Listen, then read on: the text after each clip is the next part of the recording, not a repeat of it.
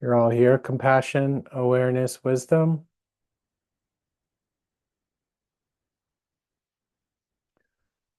Okay. So, um, I never have these very well planned out, but I really wanted to uh continue on from where we left last week. And I hope you're seeing in these classes, excuse me, a, a continuum uh in the teaching, a continuum in the practice that you are working with and that you are um, refining, perhaps, and strengthening, building all those ideas. Um, so I hope you do have that sense with these series of talks. Of course, lately we've been talking about mind itself. We've been talking about awareness itself. And at the end of uh, last week's class, there was a question from one of the participants, and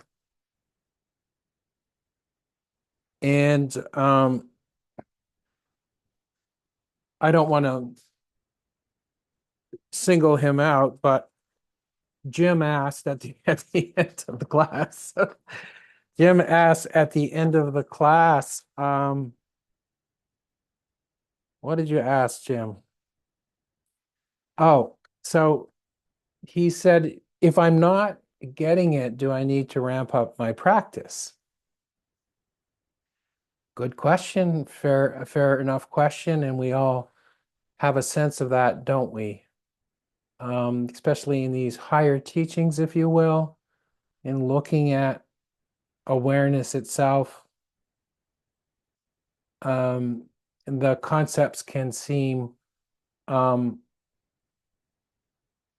hard to grasp, or if they're not hard to grasp, they're easy to grasp, hard to recognize or experience what the teacher is talking about.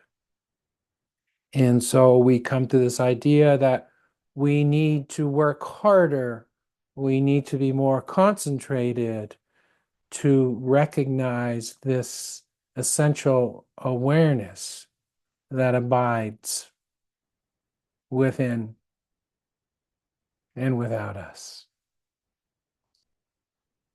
So if we just did more practice, do I need to ramp up my practice? And that's the question, right? That's what we're working with. And the idea of working with the samatha is building up the concentration, building up the ability to sit in a relative state of quietude and watch the mind. And we see ourselves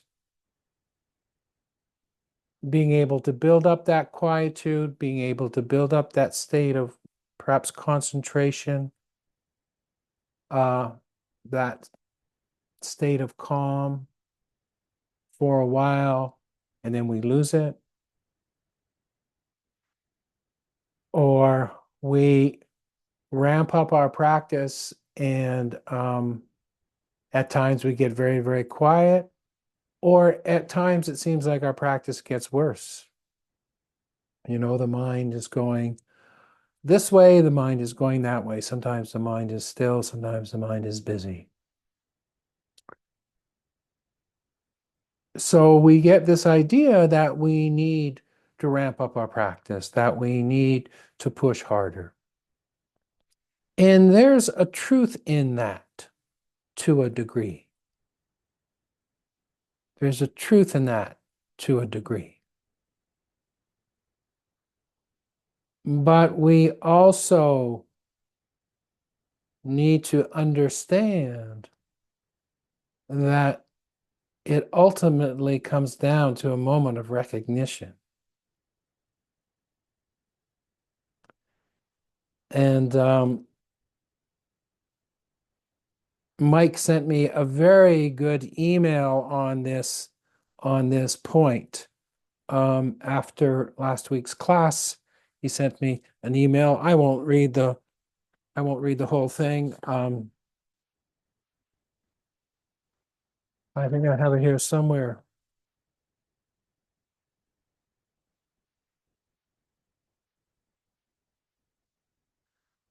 Uh, hmm.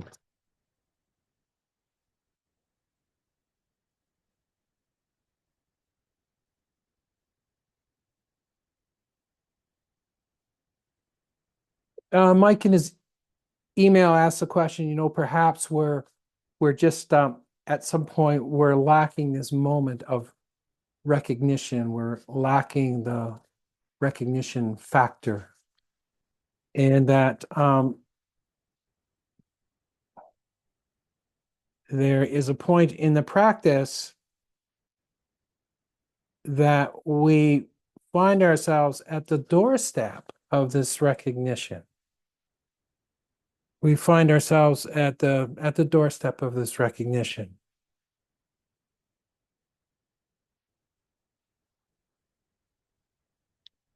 And at that point, it's not a matter of trying harder, but it's more a point of allowing the recognition to happen.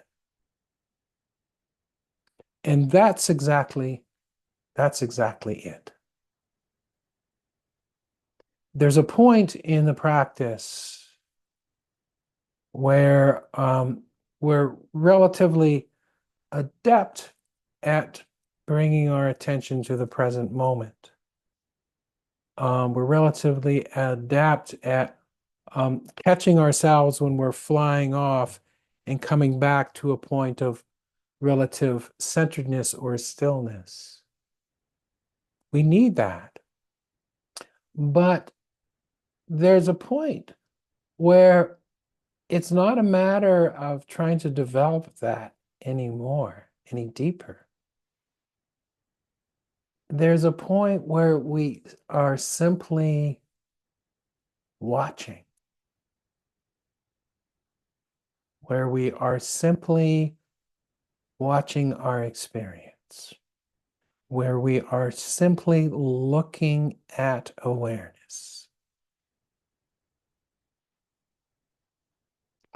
There's a point that we're letting go of any idea of something else, of being somewhere else, of being in another state, and simply being with what's actually taking place. Simply being with the awareness, abiding in this open awareness.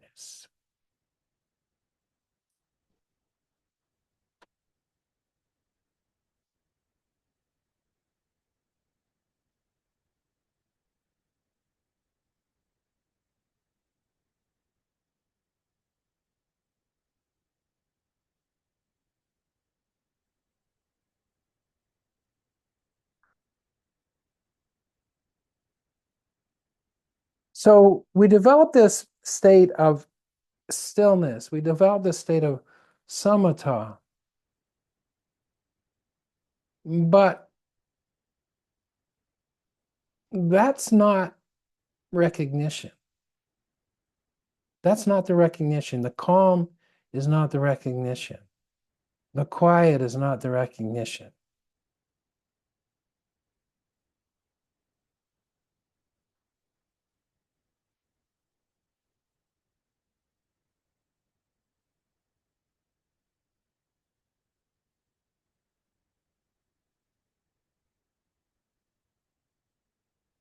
But in that quietude, in that calm,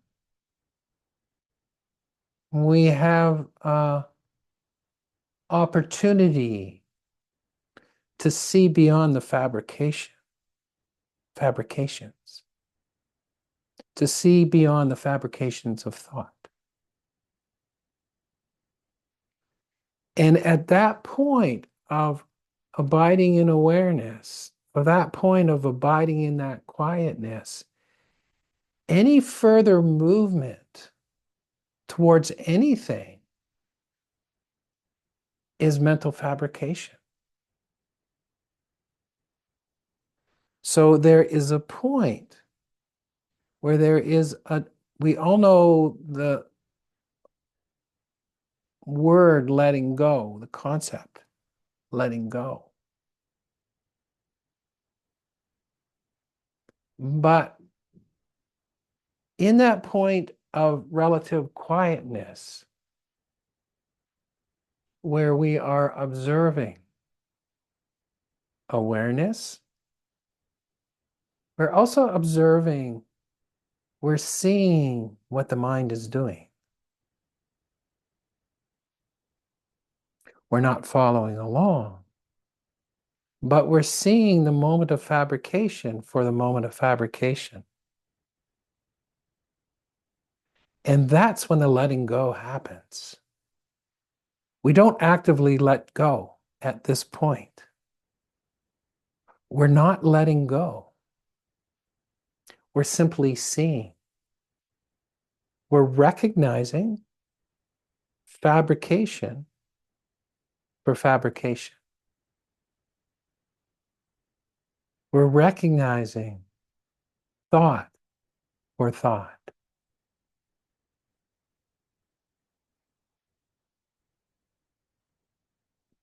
And in that seeing,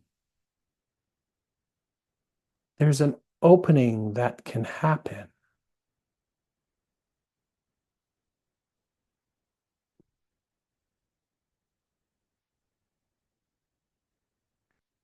And we keep returning to that place. So we're no longer moving towards something. We're no longer developing something. Up until that point, we are, right? We're developing calm. We're developing mindfulness.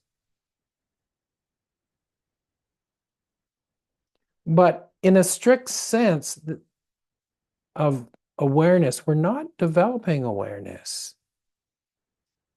It's already there. This aspect of consciousness, this aspect, this fundamental aspect of mind is already here.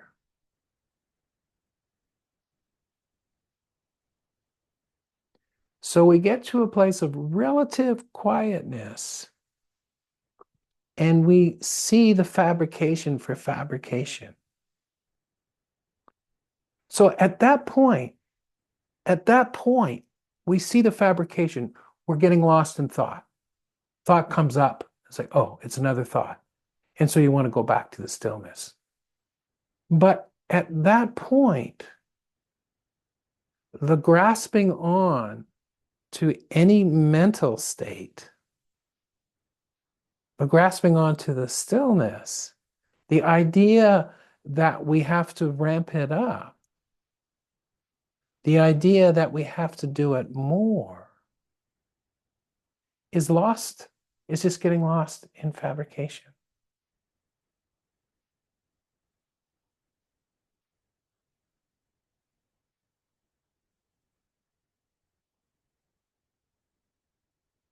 So the practice comes down to this. The practice comes down to this.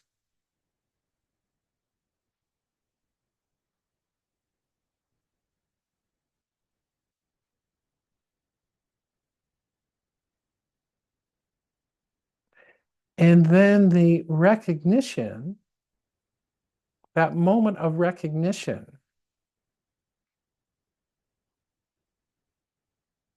it just happens on its own. But there is, to the practitioner, I think there is a feeling when you're in the room, when you're close, when you're in the general vicinity. So we bring ourselves back to that place.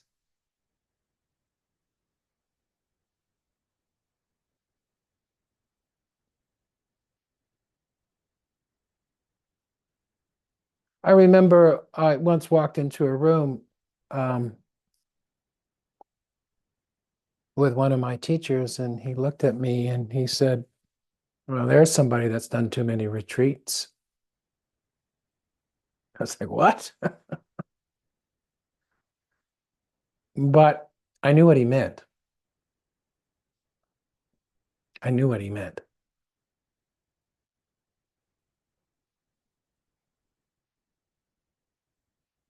And it's not that I shouldn't do more retreats necessarily,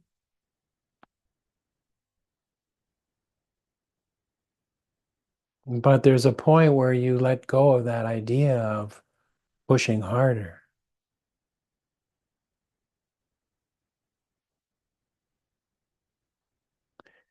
And you start to become more attuned to your being when you are in the room, when you're close. And anything that takes you away from it, you recognize it and you let it go. So you're in the middle of a busy day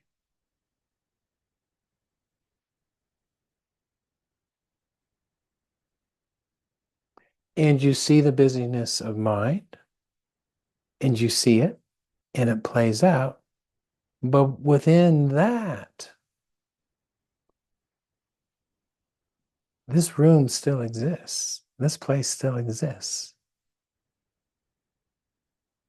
And you connect with it then.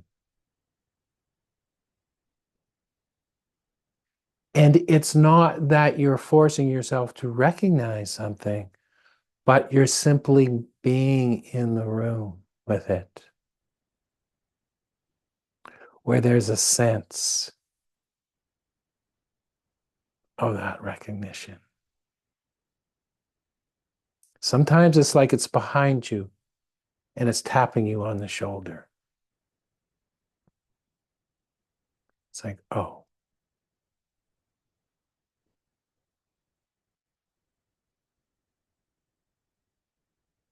And what you begin to realize is it's always there.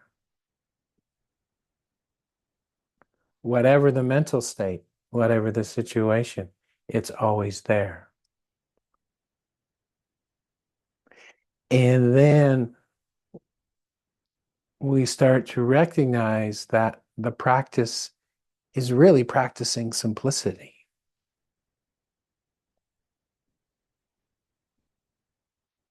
It's just being with this. It's just being with this.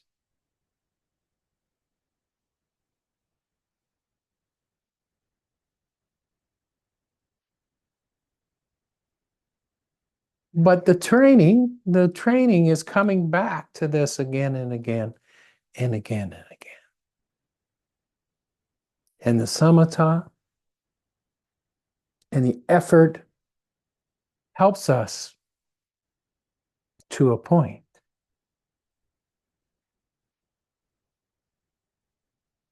And then at some point, we let go of all of that.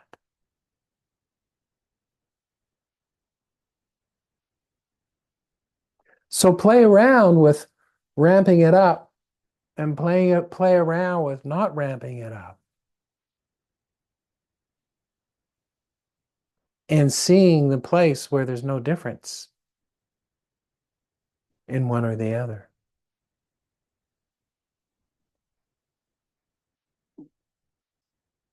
That awareness, that place of being close, that place of being tapped on the shoulder is always there or is always nearby.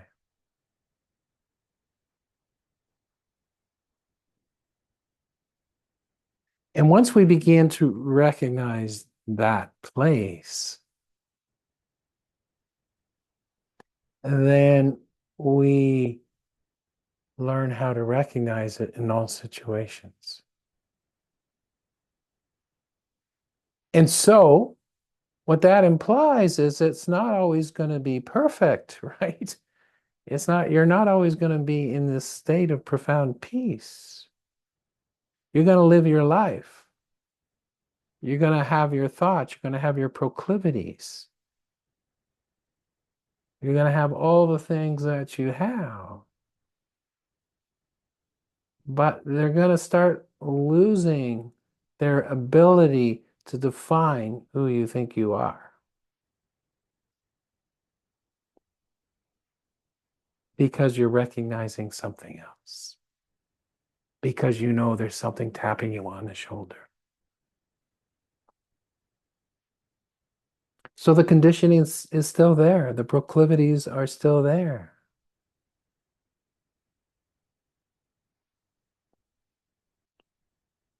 The mental states are still there. The challenges are still there. But they start to define you less. Hmm. Can you feel the freedom in that statement? You don't have to be somebody else.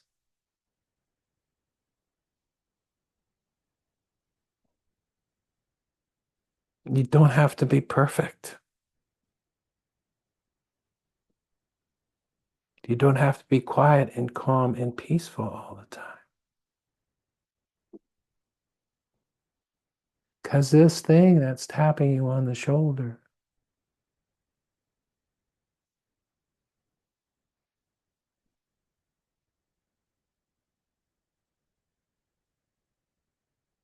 is always there.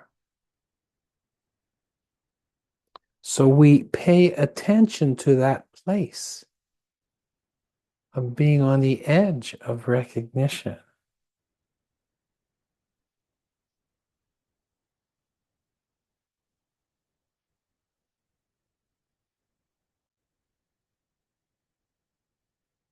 And then there's moments where it's there. It's just suddenly there.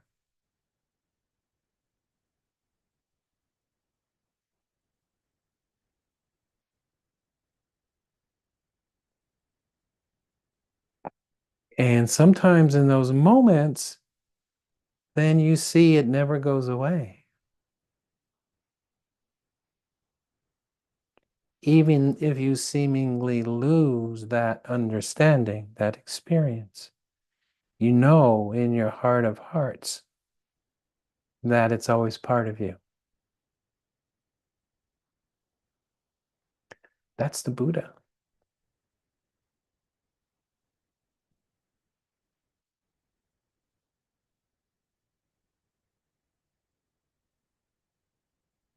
And you develop a relationship with that. You develop a devotion towards that. You develop a heart connection towards that. That's the guru. That's the Buddha.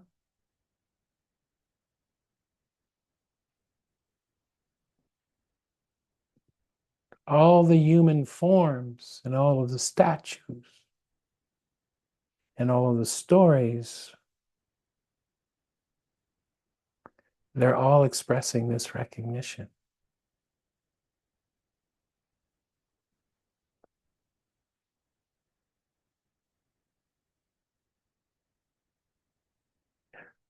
The power of having a sense of that, power of having an experience of that, the power of recognizing when you're near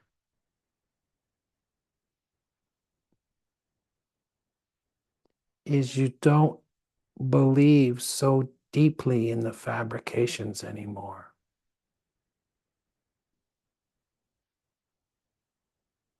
You don't have to work it all out. You don't have to work it all out.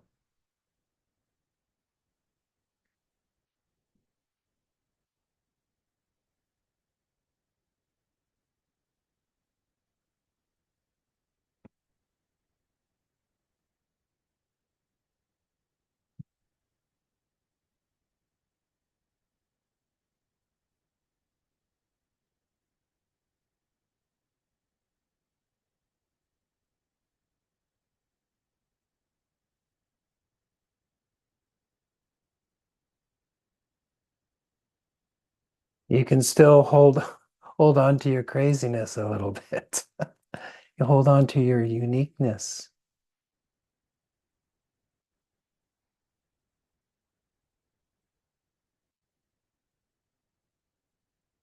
You still be a cowboy or a cowgirl, you know?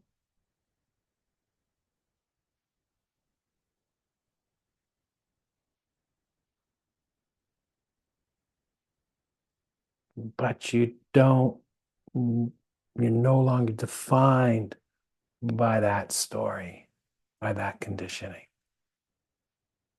You're no longer defined by it.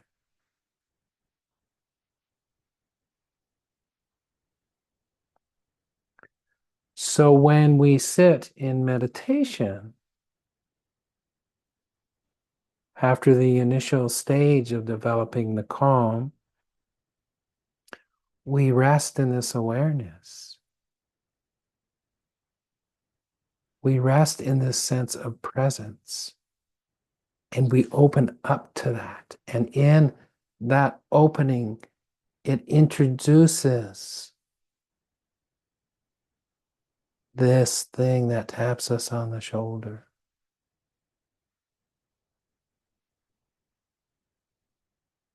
And we let go of the storylines, we let go of the mental fabrication,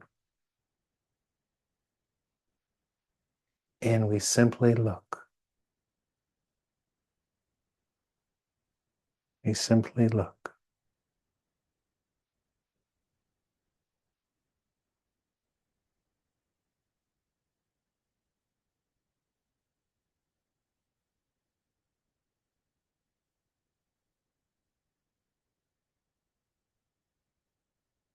And we rest in that watchfulness.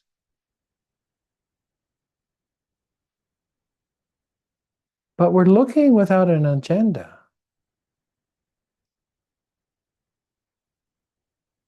Hmm. How do we look without an agenda?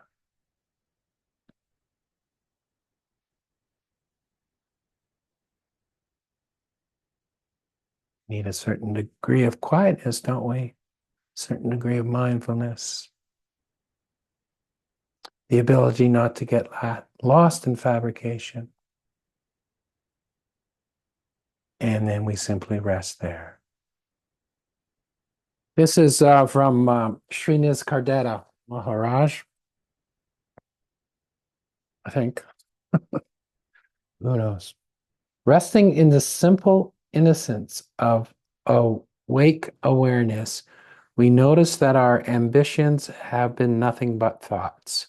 This isn't Sri Nisargadatta Maharaj, but this is based on his teaching. I can tell you right now.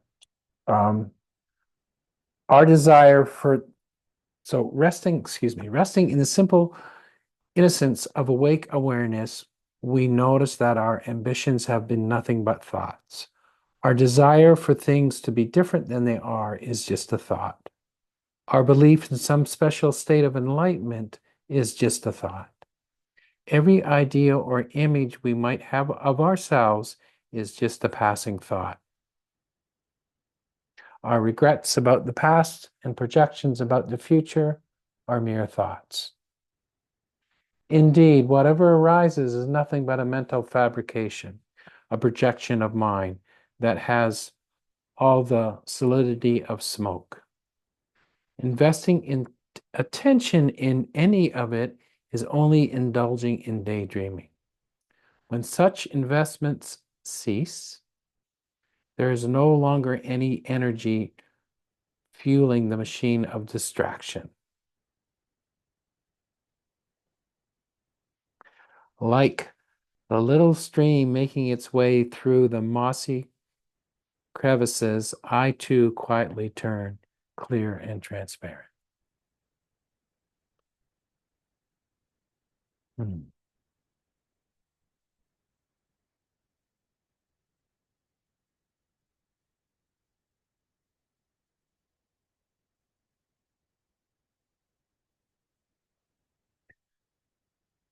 Um, so I got this somewhere on the internet, and it was uh, this was written down as uh, a statement by Sri Nisargadatta Maharaj.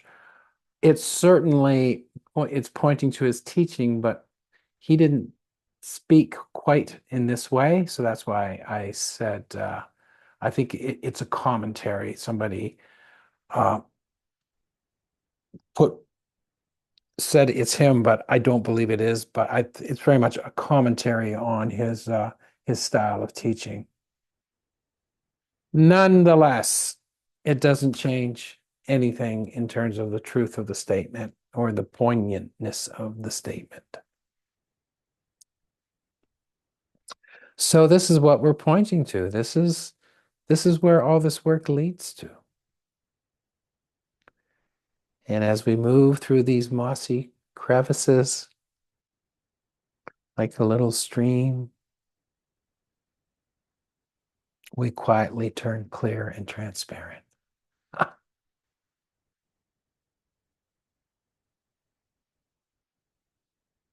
So we keep aware of this awareness, this tap on the shoulder,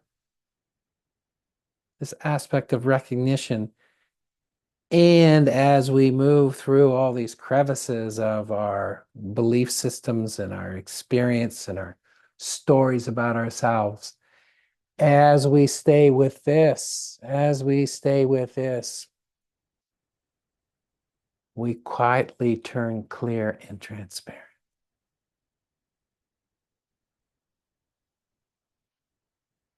Do you recognize that in the day? Do you recognize parts of your day where you feel suddenly clear and transparent? Where you're just moving through that part of your day, a part of your day, and there's very little commentary, and there's just the actions that you're doing. Just one foot in front of the other, and there's not a lot of impression left from the moment before.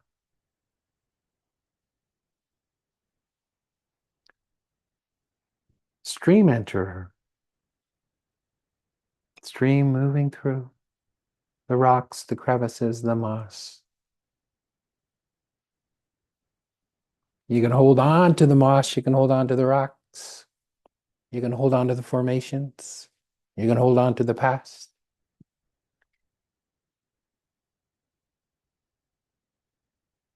But the less we do, this recognition of clarity and transparency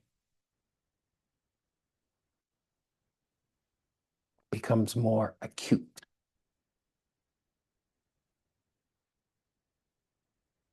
This recognition of clarity and transparency becomes more acute.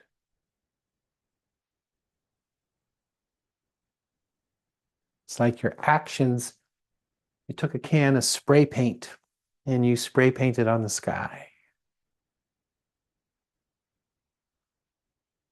I spilt milk on the kitchen table. What'd he do? It's gone.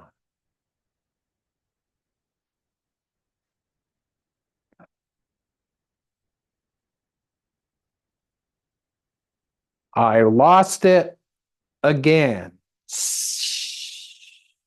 Spray painting on the sky. I'm a darn fool for doing that.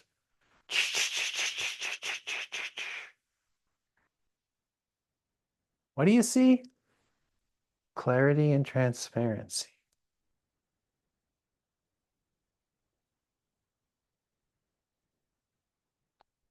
So we keep waking up to that.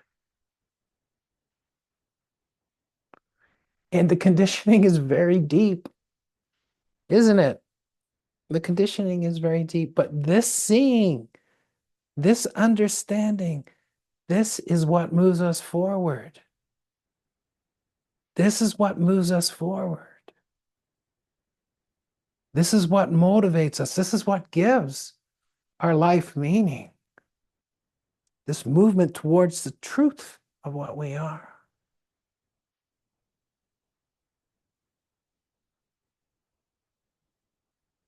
It's not going to be perfect and it's not always going to be pretty.